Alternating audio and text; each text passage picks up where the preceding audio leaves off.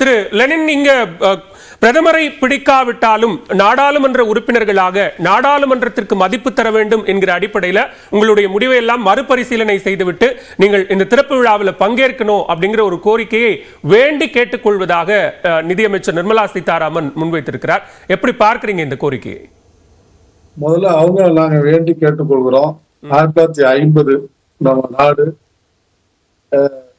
குடியரசு நாடாக அறிவிக்கப்பட்டதற்கு பிறகு நாட்டினுடைய சட்டங்கள், வெளிநாடுகளோடு கூடிய ஒப்பந்தங்கள், இவை அனைத்தும் குடியரசுத் தலைவரின் பெயரால் தான் எல்லாம் இருக்கிறது.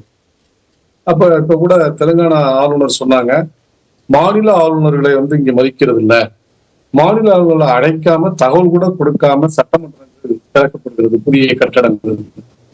முதல்ல நம்முடைய அரசமைப்பு சட்டத்தினுடைய அடிப்படையே அறியாமல் அவர் பேசுகிறார் என்று நான் கருதுகிறேன். அவர் அறிந்து அல்லது அறிந்ததை தெரியாமல் பேசுகிறார் என்று எடுத்துக்கொள்ளும். என்ன காரணம்னா, நாடாளுமன்றத்தில் இப்ப நீங்க குடியரசுத் தலைவர் தான் முதன்மை, அதுதான் நண்பர் சொன்னார். குடியரசுத் தலைவர் தேர்ந்தெடுக்கப்படக்கூடியவர்.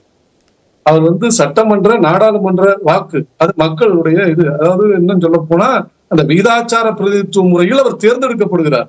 எந்த கவர்னரும் தேர்ந்தெடுக்கப்படக்கூடியவர்கள் இல்ல, அப்பாயிண்டி தான். அப்ப அதுலயே மிக தெளிவா இருக்கு. ஏன் எல்லாத்துலயும் இப்ப நீங்க இந்தியாவில முதல் சம்பளம் யாரு? ஊதியம் அரசு முறையில, நான் கார்பரேட்டுகளை சொல்லல.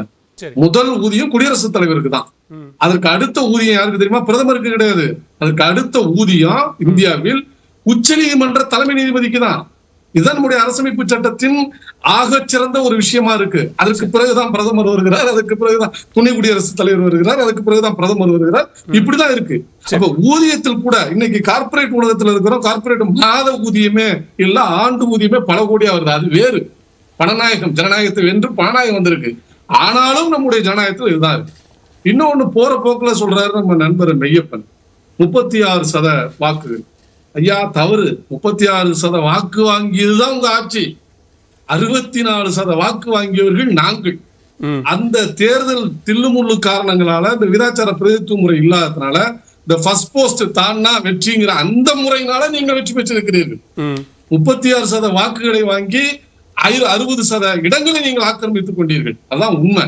இல்ல, இது முழுக்க எதிர்கட்சிகள் அரசியல் செய்வதற்காக இந்த விவகாரத்தில் இந்த மாதிரியான முடிவை எடுத்திருக்கிறார்கள் அப்படின்னு குற்றம் சாட்டு. அரசியல் செய்வதற்காகவே அவர்கள் செய்கிறார். அதுதான் உண்மை.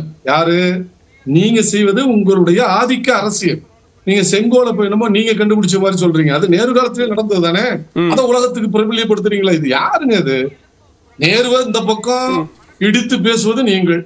ஆனால் நேரு எடுத்த அந்த முன்முடிவை, அந்த பவர் டிரான்சிஷனுக்கு என்ன முறை?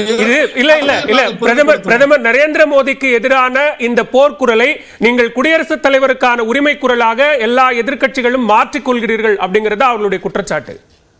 அதுதான் தவறானது. நாங்கள் இப்பயும் சொல்றேன், இந்த குடியரசுத் தலைவரை எதிர்த்துதான் களம் கண்டோம். அது எங்களுடைய ஜனநாயக கடமை.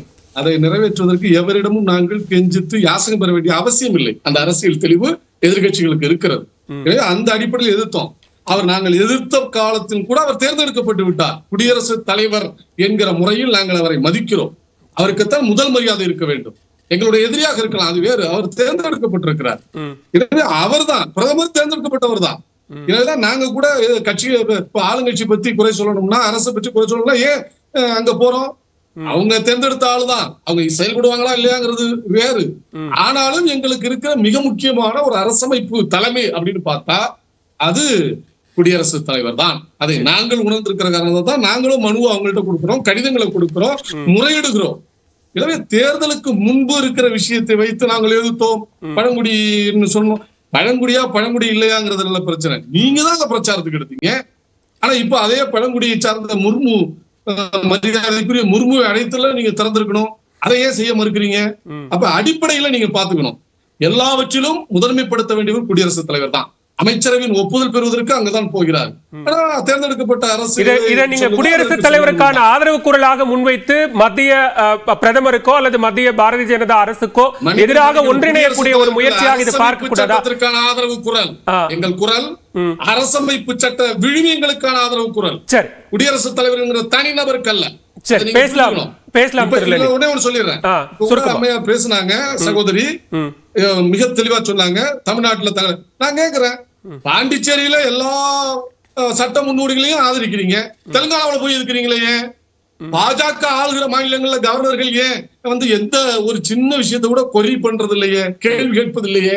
எல்லாவற்றிற்கும் கையெழுத்து போடுறீங்களே, அசன் பண்றீங்களே. பாஜக ஆளாத மாநிலங்கள்ல ஏன் இவ்வளவு வன்மம்? இதுதான் சூழ்ச்சி அரசியல். பதில் சொல்லட்டும். அப்பட்டமான RSS அரசியல். சரி, பேசலாம். அரசியல் எதிர்த்து தான் நாங்க பேசுவோம். ஓகே, திரு குமாருடைய முதற்கட்ட கருத்தையும் பெற வேண்டியிருக்கு நமக்கு.